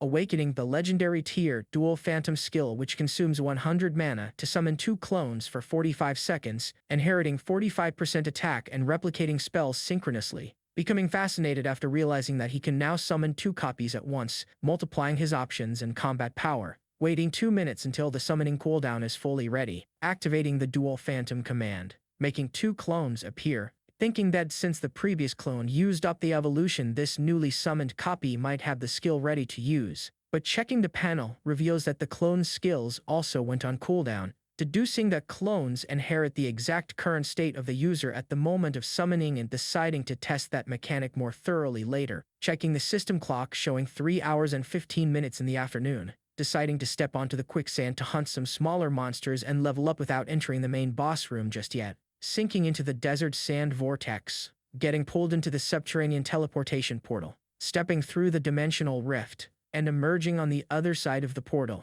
He looks around the secret realm, spotting ancient pillars and ruins buried by time, finding a stone monument with scripture carved into the rock, smiling with nostalgia upon recognizing that familiar setting from his past life, when the sand all around begins trembling violently, revealing 4 monsters under the sand surrounding our protagonist on all sides, with Shen Qing letting out a cocky smirk showing zero fear, taking off into a sprint, baiting the 4 underground worms that tear through the earth in hot pursuit while the boy dashes toward the stone ruins, knowing full well that fighting these monsters in the sand is suicide, and he needs to reach solid ground until the earth splits open full of teeth, revealing 4 elite sandworms at level 18, with 1400 health, 30 defense, and jaws packed with razor-sharp teeth. While Shenshin leaps with agility landing atop a stone structure, he puts on the white tiger mask and activates the Tiger Wars skill at the exact right moment, releasing a shockwave that stuns and paralyzes the 4 giant worms for 4 seconds due to level suppression, immediately casting his phantom spell, making 2 clones materialize on neighboring pillars,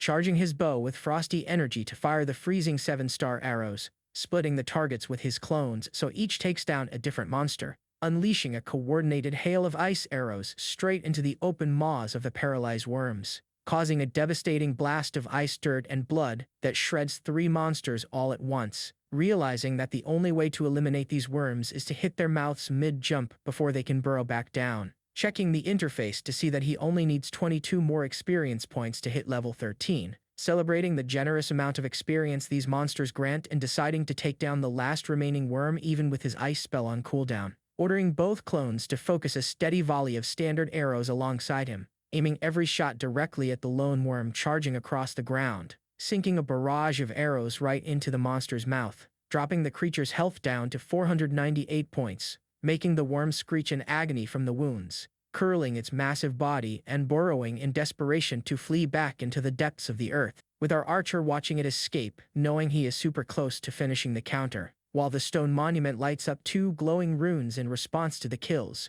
remembering that he needs to slay 8 sandworms within the time limit to summon the final boss, and if the timer runs out the count resets and new monsters spawn, breaking into a wide grin knowing that thanks to this infinite respawn mechanic, this dungeon will be the perfect grinding spot to level up like crazy. Sometime later, our protagonist is right there farming the sandworms, taking down yet another beast, causing the 7th rune on the monument to light up, while Shenqing sits on a rock waiting for his skill cooldowns to finish, letting the dungeon time limit expire so the monument lights go out and the cycle resets, making fresh giant worms burst from the ground while he summons his 2 clones once more to keep farming, with the clones firing continuous magic barrages against the monsters, spending 5 whole hours of heavy grinding until the clock hits 8:45 at night, having the interface confirm that he reached level 17 with 2,640 health, 156 attack, 300 mana, and his nighttime buffs fully active, celebrating that he managed to jump 5 levels all at once, but realizing that the level gap is now so big that these worms no longer yield much experience, deciding that it is finally time to face the nest's main boss, taking down the 8th worm of the round, and activating all 8 runes on the monument, triggering a tremor that makes the entire dungeon shake, tearing open a deep crater in the ground right beside the runic stone, revealing a long stone staircase descending into the depths and making our protagonist leap down toward the steps, knowing that the monster down below is extremely dangerous, but our boy is laser-focused on taking full control of the fight, so he heads down the stairs toward the underground chamber, moving through a dark corridor covered in dust and carvings along the walls, until he arrives in front of a colossal golden gate made of solid metal, pushing the heavy double doors open with both hands to clear a path, stepping into a massive circular arena carved right into the heart of the earth, until the gates slam shut with a loud crash behind him while the system blares a red warning of imminent danger, making Shenqing smile upon noticing that the place looks identical to his memories from the past, while multiple torches on the walls ignite by themselves illuminating the chamber, making the center of the arena start swirling in a violent vortex of sand, out of which emerges the monstrous gold-tier mutant Sandworm King, at level 20 with 200 attack, 100, defense, 17% evasion, and 6,000 health points, getting our hero hyped up and ready to take on the desert's giant crab monster, while the boss clacks its colossal golden stone pincers producing a deafening crash, with Xunqing analyzing that the monster is a literal walking meat shield boasting so much health and raw defense, making the creature let out a roar, raising one of its razor-sharp claws into the air, slamming down a crushing hammer strike against the ground while our protagonist leaps backward, dodging the blow, celebrating that given its colossal size the beast moves relatively slow, except the ground slam unleashes a shockwave that expands across the arena at high speed, striking our boy in mid-air with insane wind pressure, making the green-scale armor absorb 100 points of damage through its shield while he realizes the boss's attacks deal area damage, feeling the sheer weight of the impact, as if he were trying to hold back an avalanche of steel with his own body, drawing back his bowstring to fire a basic arrow in response. Watching the shot bounce harmlessly off the stone carapace of the claw without dealing any real damage. Realizing that basic attacks barely even tickle and trying to drain 6,000 health this way would be pure exhaustion, until the boss raises its other giant pincer preparing another lethal strike, smashing the ground at the exact spot where the boy was standing, with Shenxin taking off into a sprint celebrating that he already memorized the range of that area attack, when all of a sudden a massive pincer comes crashing straight down toward his head from above, leaving our protagonist panic realizing he does not have enough room to dodge in time, causing the blow to slam into the dirt, kicking up a thick cloud of dust, with the monster searching around unable to find the intruder's crushed body on the ground, until the scene reveals that our protagonist managed to grab onto the top of the boss's pincer hanging right on it, letting out a relieved sigh after dodging death by a hair, leaping off the claw into the air, grabbing his bow while the creature gets pissed off seeing where he was, flashing a taunting smile mid-air, asking if the monster really thought he had no way to hit back, activating the freezing 7-star arrows right after, sinking a consecutive rain of ice arrows that blast against the rocky shell, ripping away 696 health points and leaving the boss with 5,304 points remaining, applying the freezing debuff that spreads a layer of frost and cuts the creature's mobility, only bummed that 2 arrows missed their mark due to the boss's evasion and deciding to focus on boosting his accuracy in the future. Landing on the ground, he remembers that max health percentage true damage hits tanky, high health bosses even harder, remembering with pure hatred his past life where he got completely butchered by that same monster, reliving the bitter memory of having his chest impaled clean through by the creature's pincer, getting crushed against the floor in agony, failing to clear this stage across more than 100 attempts in his other life, locking his eyes in the present with fierce determination ready to pay back every single one of those debts with interest, while the Worm King glares back at our hero with burning hatred. Right after that, the boss burrows down hiding beneath the sand, making Shenxing shout out taunting the monster, telling the coward to crawl out of his hole right now, until 2 claws burst from the ground catching our protagonist by surprise, snapping the pincer shut right after, making the guy dodge by leaping high into the air at the very last second, landing on his knees in the sand without any trouble, watching the stone claw crumble away, realizing that pincer was formed entirely out of the arena's own sand, when another claw erupts from the dirt forcing the boy to jump again, while noticing he never sought his spell in his past life, deducing that he was simply too weak back then so the boss never even bothered using this technique against him, dodging yet another slash in mid-air, drawing his bow to fire off a quick shot against the surprise attack, shattering the sand pincer into tiny pieces, until 4 pincers rise around the young man activating the secret technique Sand Pincer Strike, making our archer leap high into the air as the pincers snap shut, grumbling that this underground ability is totally cheap, draining his stamina without giving him a chance to strike the real body, until one of the claws clips the boy in the air, stripping away 200 health points, with the interface alerting that his armor's shield shattered and will only reset in an hour, while the boss emerges from the ground, leaving our hero struggling, unable to move his body, while the monster readies its giant pincer to crush him once and for all, until Shenxing activates his dual phantom skill on the spot, making 2 clones appear right behind the beast's back, shouting that since they cannot dodge they might as well trade blows together and commanding the clones to unleash the freezing 7-star arrows, but he takes a brutal pincer hammer strike straight to the chest, coughing up blood from the force of the blow, recognizing that bitter pain from his past life, carving a deep crater into the ground where the boy crashes down, with his health dropping to 1,840 points after taking 800 damage, while from above, both clones unleash their synchronized volley of ice arrows, sinking 14 freezing shots that detonate against the monster's shell, tearing away over 1,000 health points and dropping the boss's bar to 4,028 points, making Shenxing stand back up spitting blood, while the Worm King is completely locked inside a block of solid ice for 3 seconds,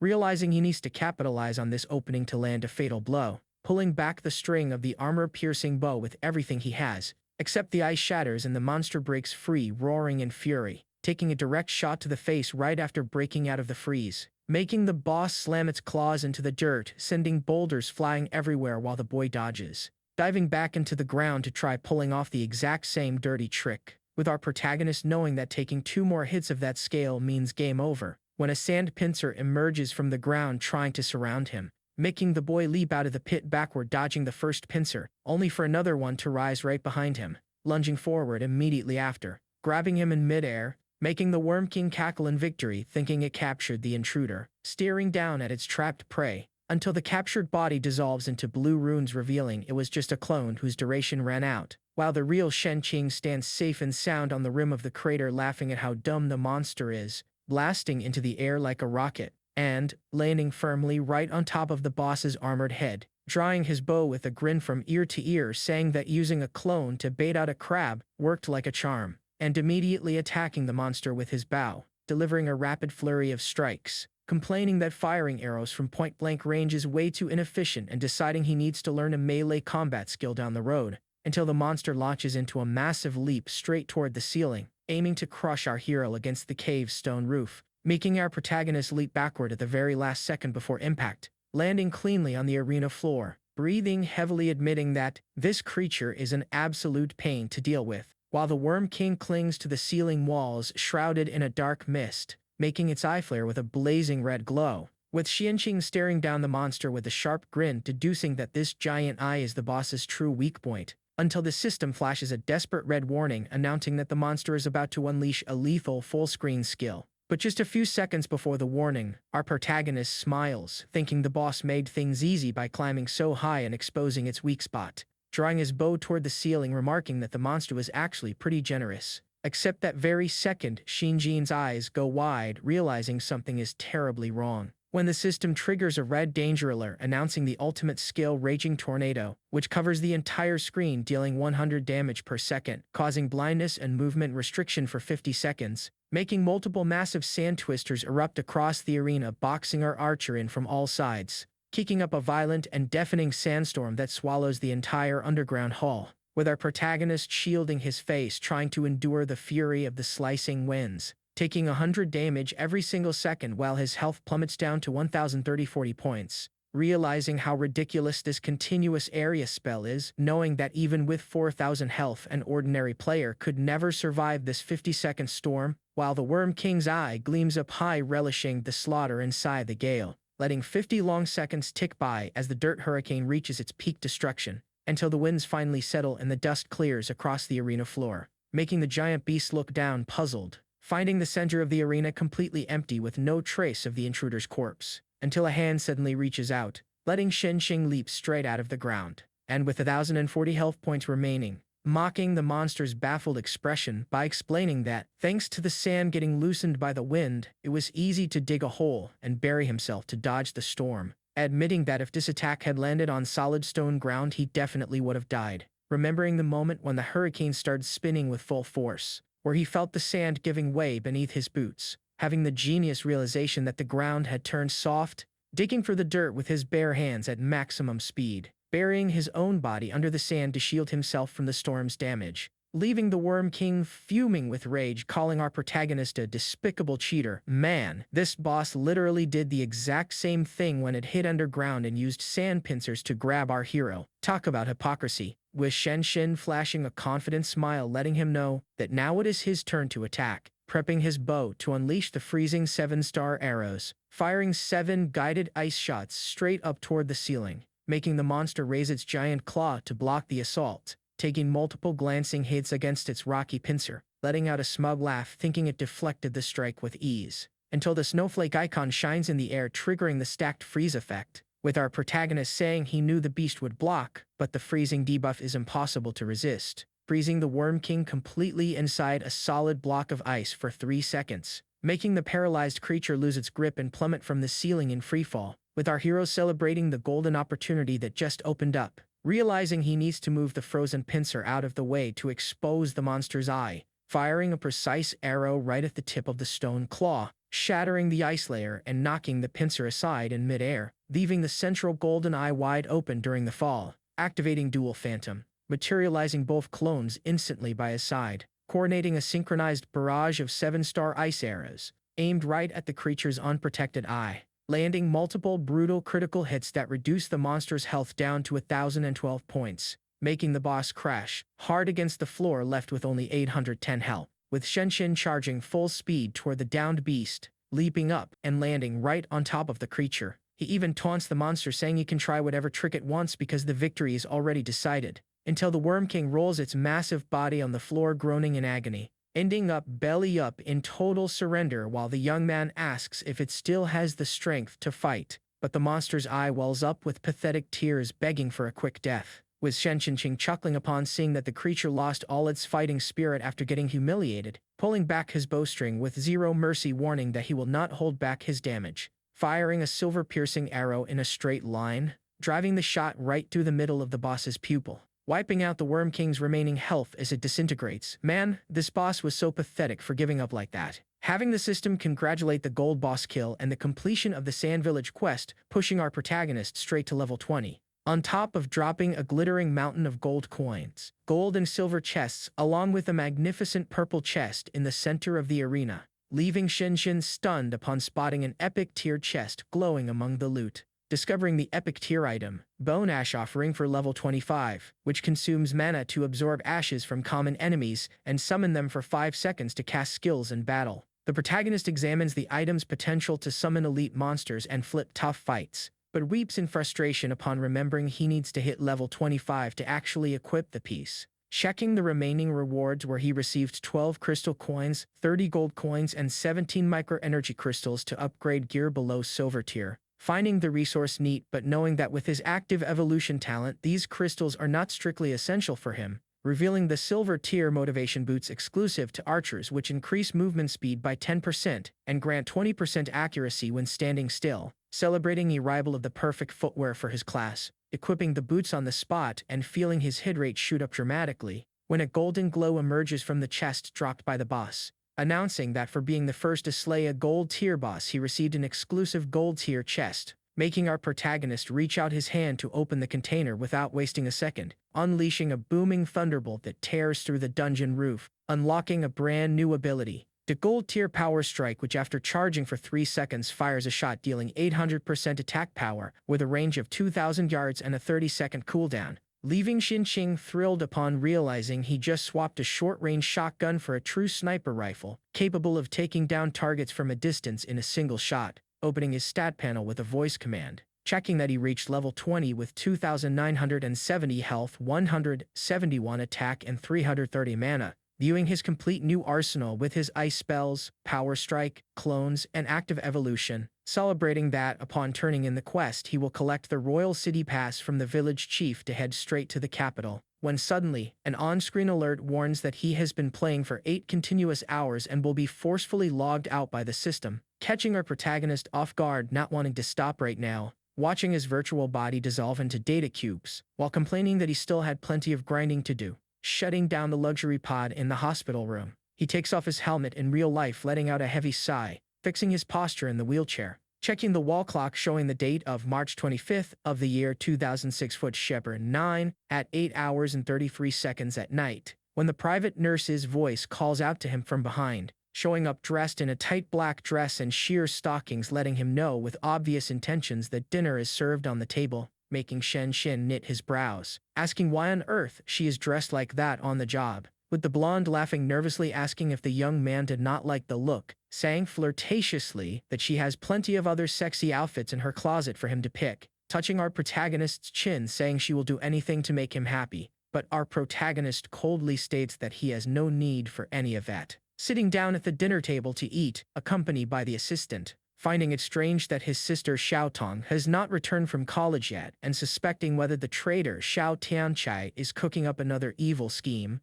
until firm knocks on the door break the room's silence, making the young man tell the visitor to come in right away, revealing butler Cheng Long dressed in an elegant suit, stepping forward with deep respect, stating that he has an urgent report to deliver, making Shen clear his throat to dismiss the nurse from the room, with the blonde leaving the room mentioning that she will be on standby in the hallway in case he needs anything, allowing our protagonist to ask directly if he tracked down the driver who caused the car crash, hearing the butler reveal that he found the guy, but he was already dead with his car submerged in a southern district lake, making Shen ask if any personal clues were found inside the vehicle, with the staff member explaining that the phone and wallet were destroyed and someone cleaned up all traces before the police arrived, making our boy slam his clenched fist onto the table, burning with fury upon realizing the Xiao Tiansai took yet another life to cover up the hit, and swearing that the traitor will pay in blood. Until Changlong mentions that even though this lead went cold, he uncovered major news regarding his rival's recent moves, ordering the butler to speak without beating around the bush. Hearing that during the time our protagonist spent in a coma, the scoundrel used his executive authority to embezzle funds with new directors and run illicit schemes inside the game, making Shen Qing wonder if the traitor also already realized the true value of the virtual world.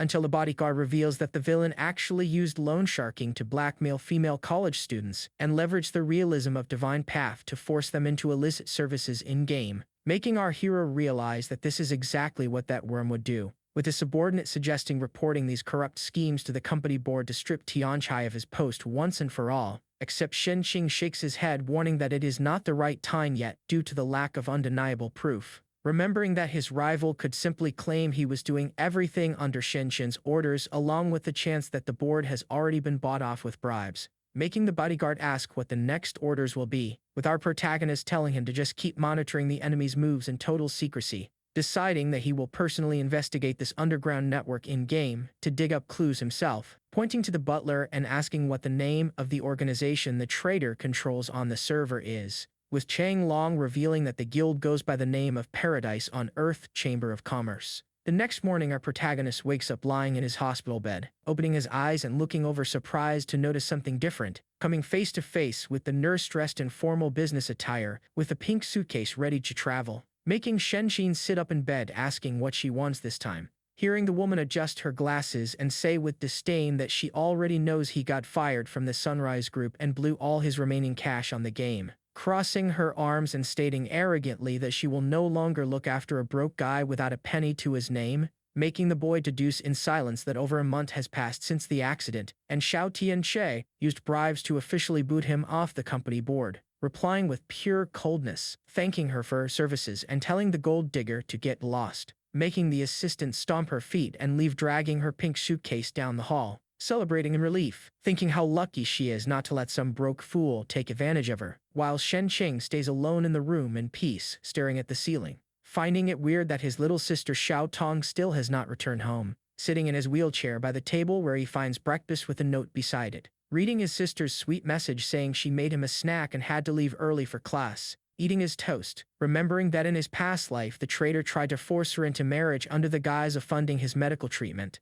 looking down at his plate focused on finding a way to stop history from repeating itself, grabbing his phone to call butler Chang Long right in the middle of the afternoon, hearing the bodyguard answer promptly asking how he can assist, with our protagonist adjusting his earpiece saying he needs to ask for an important favor, making the loyal employee firmly respond that he never needs to ask and just giving the order is enough to get it done. But Shen Qing honestly admits that he burned through all his savings and cannot pay his salary at the moment, making the bodyguard recall the time when he was drowning and dead, and Shen Qing carried him wounded on his back, saving his life from loan sharks, promising wholeheartedly that he will never forget that kindness and will gladly work for free for the rest of his life, leaving our hero with the butler's unshakable loyalty and making him promise to reward him handsomely in the future, ordering straight to the point for Chang Long to head to his sister's college to protect her in secret against any traps from Xiao Tianchai, with the bodyguard confirming the mission and setting off down the hallway right away, allowing Shen Qing to step back into the pod, remembering that the biggest draw of Divine Path is the official exchange of in-game coins for real cash, where 1 crystal coin equals 50,000 in cold cash, 1 gold coin equals 10,000, 1 silver coin equals 1,000, and 1 copper coin equals 100,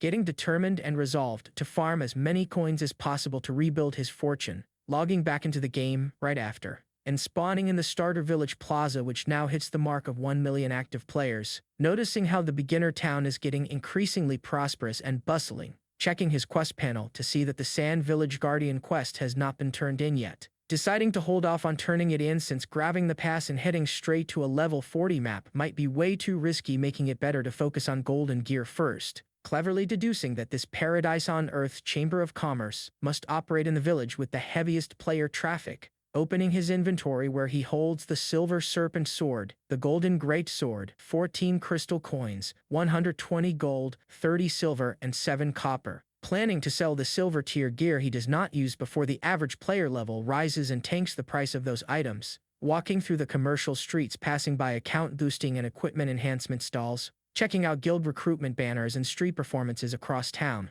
until he spots a massive line of players in front of a shop advertising high-priced gear purchases. Watching a mage in a purple hat walk out all hyped up with a bulging pouch praising the fat payout they gave him. Hearing an assassin in a blue hood mention in line that he will sell everything to go enjoy the night at that special spot. Getting in line right behind the guy so he does not lose the lead. Waiting a few minutes until the clerk calls up the next customer at the counter. Coming face to face with a snooty appraiser sporting a top hat, black suit monocle, and a red bow tie, with the shopkeeper pointing his finger declaring that for those bronze pieces he will not pay a single coin more than 1 silver coin, making the hooded assassin complain that he spent the entire afternoon farming wolves, and asks if 1 coin is not way too little. But the merchant holds up the silver coin telling him to take it or leave it, warning that anywhere else would not pay a thing for that trash, forcing the rookie to accept the pocket change with his head down so he does not leave empty-handed, walking out of the shop dejected while brushing right past our protagonist, until the merchant in the top hat calls Shenxing up to the counter, making our boy place the glittering silver-tier golden greatsword onto the table, leaving the players in line completely jaw-dropped, unable to believe someone is already selling a silver-tier item so early on, even making the hooded assassin freeze in his tracks looking back in shock, while the shopkeeper's eyes pop wide open, praising the flawless craftsmanship of the boss weapon and offering 150 silver coins on the spot, with Henching finding the price fantastic since it brings in a solid pile of cash, sealing the deal with a satisfied smile, stepping out of the shop right after and jogging after the hooded assassin, calling out to the guy, approaching the guy casually asking where that special place he mentioned earlier is to have fun blowing money, making the criminal put a hand to his face with a sly grin saying the place is wild and offering to guide our millionaire right there. Our protagonist asks the guy what the exact name of that spot is where he plans to spend his money, with the hooded assassin flashing a sly smirk and revealing that the place is called Paradise on Earth, making our protagonist smirk on the side, celebrating how easily he found the lead to expose Xiao Tianchai's shady operations, putting a hand on the guy's shoulder, promising a fat reward if he leads him there. A little while later, back in the busy streets of the starter village, while the duo walks side by side along a dark trail on the outskirts of town, arriving in front of a circus tent lit up by massive round lamps, displaying the glowing sign for the Paradise auction, with our hero finding it odd to see that the place operates under the front of an auction house, while the assassin explains that the auction part is just a cover and the real show happens inside, until a heavily armored guard steps up blocking the entrance, demanding to know what the two of them came here for, with the assassin stepping forward saying he is a registered member of the Chamber of Commerce, making the guard lower his guard upon recognizing the frequent customer, pointing his finger next toward Shenqing, wrapped in his red cape, wanting to know who the outsider is, with the accomplice explaining that he brought a friend to check out the attractions, asking to let him in, but the guard shakes his head, warning that the boss strictly banned non-members from entering, making our boy ask what he needs to do to register with the organization. Hearing the security guard explain that it is mandatory to provide real name and real-life home address for background checks before granting access, making it crystal clear to Shenxing that the faction takes extreme precautions because of their illegal operations, and deciding he will never hand over his real info, so he thinks about finding another way to sneak inside, insisting that he wants to enter to get a feel for the place before deciding if he will join, but the brute warns that there are no free trials here and tells him to pay up or get lost, making Shenxing ask in a cold voice what happens if he decides to enter without signing up, with the guard drawing a massive axe from his back threatening to chop him to bits if he insists, revealing himself to be a level 9 berserker, while our protagonist calculates that he could solo this guy in a single hit, but causing trouble at the door would make the organization shut down operations, and decides to keep a low profile, raising an open hand saying calmly that he wants no trouble, focusing a spiral of green energy in the palm of his gauntlet, materializing the silver serpent sword, offering the rare weapon as a bribe to the guard, promising not to cause any trouble inside, leaving the guard jaw dropped, unable to believe someone is offering a silver-tier item as a bribe, pretending he is about to give up and turning his back, saying he will just leave if he does not want it, making the guard reach out his arm in desperation, telling the young man to wait while our protagonist laughs on the inside, glancing quickly to both sides to make sure nobody is watching the shady deal, reaching out his hand to take the venomous sword, saying he will reluctantly accept the gift, scratching his nose and pulling back the tent curtain, granting our boy passage, while the assassin watches the scene stunned, thinking the rookie is a naive rich kid for giving away a silver item so easily, and celebrating that he did not leave his name on the registry, secretly planning to rob our protagonist the moment he steps out of the event to take all of his treasures. Smiling maliciously, remembering that since he is not an official member, nobody inside will lift a finger to protect him, while Shenqing steps through the red curtain, entering the packed amphitheater illuminated by bright spotlights, with the auctioneer on stage welcoming everyone to the Paradise auction, stating that he will cut straight to the chase, making the crowd of perverted players shout excitedly, telling him to start the event already, while the host in a suit raises his microphone announcing that the next lot is a crystal-clear, dazzling rarity, with the crowd screaming impatiently, demanding to bring the piece out on stage already, making the host announce the entrance of lot number 1, called the Bronze Tier, Ring of Greed, leaving Shenqing confused, not understanding how someone can use so much over-the-top praise to describe a basic bronze ring, until a young woman in revealing black armor with a pink veil over her face walks onto the stage carrying a small golden box, making the entire audience roar in euphoria with their eyes wide open, with a warrior shamelessly drooling over the model's spectacular body, while our hero watches everything with a sharp gaze seen through the rotten scheme, with the girl opening the box to display the jewel on top of a red cushion, revealing the humble bronze tier Ring of Greed, until the auctioneer raises his arm, opening bidding starting at 10 silver coins, triggering immediate offers of 15 and 18 silver coins from the crowd, with a man holding up 2 fingers yelling 20 silver coins for the lot, and another bald guy shouting offering 30 silver coins without a second thought, making Shin whisper to the assassin, pointing out that a bronze ring is barely worth 10 copper coins and asking why people are paying so much, with the assassin laughing at the kid's innocence, letting him know that nobody here cares about that piece of bronze trash, revealing with a wicked look that the real prize everyone is bidding on is the girl holding the box. Then our protagonist gets disgusted seeing real people being auctioned off like cheap merchandise, thinking with pure contempt that the scumbag Xiao Tianshai lost every shred of decency, while the auctioneer excitedly bangs the gavel announcing 30 silver coins going for the second time, with the bald bidder laughing victoriously, thinking nobody will top his offer, until Shenqing raises his gauntlet up high, outbidding the crowd by offering 1 whole gold coin, leaving the entire audience in shock, unable to believe the absurd amount that was just thrown down, making the brute astonished by the young man's financial power, while the bald man jumps up furious, asking if that bronze ring is gold-plated on the inside to be worth that much money, with our hero firing back with sarcasm, saying he likes the piece and can easily afford it without answering to anyone, leaving his rival grinding his teeth in pure rage from the humiliation, until Shenqing releases an overwhelming dark aura that makes the air feel heavy all around, terrifying the defeated bidder, who stumbles back trembling in fear, finding the pressure way too scary, while the host screams into the microphone, hyped up, asking if anyone has the guts to top the offer of 1 gold coin, letting absolute dead silence take over the entire amphitheater. And so the gavel strikes the wood, confirming the official victory of our protagonist, with the model in the pink veil bowing respectfully to escort the buyer to the private tent. Then the scene cuts to the private quarters beside the auction house, where our protagonist sits on the bed, calmly telling the girl not to rush to take off her clothes, and asks her to answer some questions first, looking into her eyes and asking directly if she is being threatened by the Chamber of Commerce to work there, making the young woman nervously turn her head away, trying to pretend she knows nothing. But our protagonist reveals that he already knows she is a college student, leaving the girl panicked, asking how he found that out, demanding to know what cowardly method the organization used to force her into this scheme, making the young woman cry, breaking down that she took out a predatory loan and the group blackmailed her with private photos, forcing her to sell services in-game with no way out,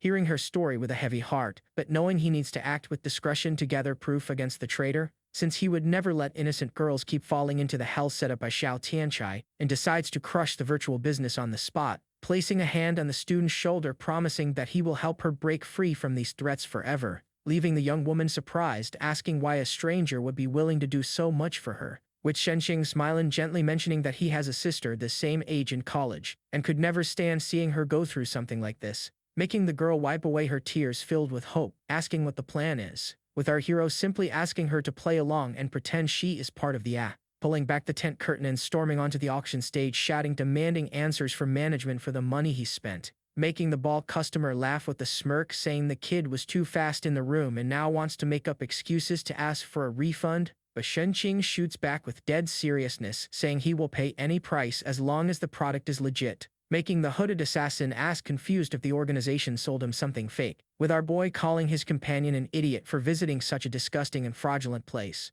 pointing at the girl on stage and announcing out loud for everyone to hear that the models at Paradise on Earth are actually men using female avatars, leaving the crowd outraged with the warrior shouting asking if the guy went blind to call those beauties men, while the assassin defends the venue claiming that last time he was definitely with real women. But Chen Qing firmly explains that looks are deceiving and the customers got played for fools paying fortunes to interact with male players, making the door guard point his finger angrily saying that every single one of them is a real female college student, until a gloved hand clamps over the guard's mouth before he leaks the real operation, revealing the hooded leader with a red eye demanding concrete proof that the accounts belong to men, with Shenxing explaining that in the game you can pay to reshape your body, but certain automatic reflexes never change, lunging his hand toward the girl's groin on stage, making the student perform the coordinated defense reflex clamping her legs shut and shielding her groin that only men would do out of pure instinct when threatened at that spot, making the bald buyer hold his mouth gagging traumatized believing that he was with a dude during his last session, sparking a full-blown riot in the audience with customers screaming against the fraud and demanding their money back with compensation, hurling apples, bottles, and trash at the stage while the auctioneer flees in terror, making the hooded leader lose his temper and order his elite guard to wipe out all the rioters, summoning a strike team of archers and armored swordsmen in battle formation, unleashing a merciless rain of arrows against the revolting crowd, and slaughtering the unarmed customers across the hall, turning the arena into a bath of instant deaths, while the young college student cowers terrified behind our protagonist, having the squad of armed guards surround our protagonist from every angle, until the leader takes slow steps toward the young man, threatening that for ruining the reputation of their business, our boy will be hunted down relentlessly until he drops back to level 0 and gets banned from the game forever. But Shen Qing lets out a mocking laugh, warning that the villain got everything completely backward, casting dual phantom summoning his 2 spectral clones, and flashing a smile, warning that he is the one who will not let a single one of them walk out of here alive. Now things are about to get wild. If you enjoyed the story, do not forget to drop a like and subscribe to the channel so you do not miss the next part. Peace out.